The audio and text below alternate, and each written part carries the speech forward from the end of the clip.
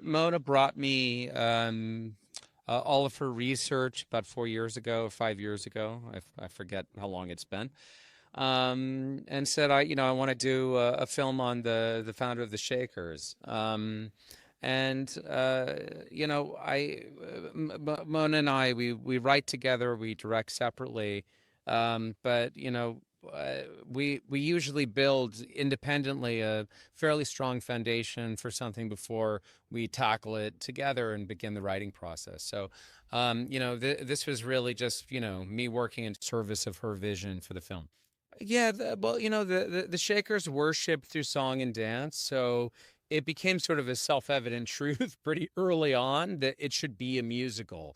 I mean, there were so many musical sequences that at that point, I don't know, there became, a less and less clear delineation between the narrative and the songs.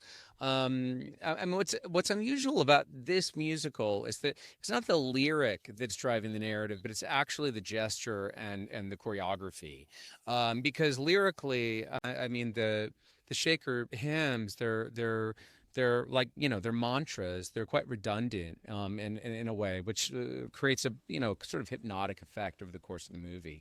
So I mean, really, what's advancing the film narratively is the choreography.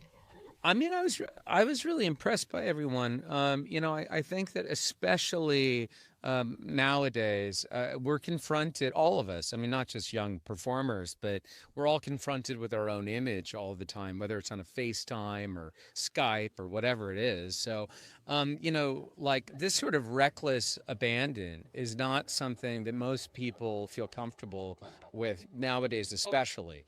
And so it took a little while for everyone to kind of shake off the vanity. And so I was incredibly, impressed by, everyone's willingness to do so.